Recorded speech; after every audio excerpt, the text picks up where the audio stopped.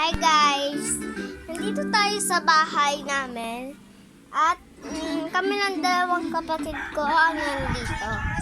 Yung kapatid ko po dito po nalolood. Nalolood po siya ng SpongeBob. Ito po. Ito, tingnan mo. Ito po. Huwag ka mag-alala, kaibigan. Punta tayo sa beach para ipagdiwang ang pagkakaibigan natin. Ano po? Kasi yung mama ko po namunta po sa malengke. So, ang gagawin natin, hanggang wala pa si mama, susukat ko yung damit. Yung binigay sa akin ng papa ko dati. Punta ako sa beach kasama ang kaibigan ko. Nasasaktan niyo ako! Ito po. Makikita niyo po mamaya. Punta ako sa beach kasama ang matalik kong kaibigan!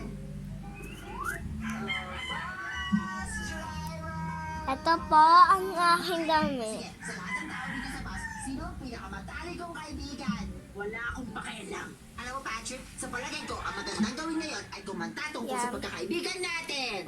Kaibigan ko! Teka, sandali! Hindi kami rito bababa!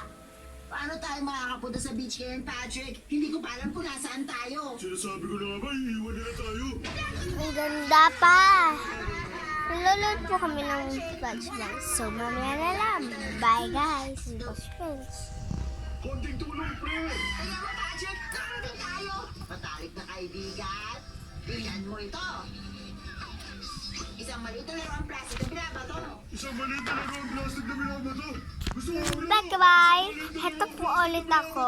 Nandito po ako. Kasama ko po ulit ang aking kaibigan. Hi, sis. Isang maliit na laro. Isip bata po. Sige, Patrick, tumakbo ka na. Isusukat natin. Handa ka na!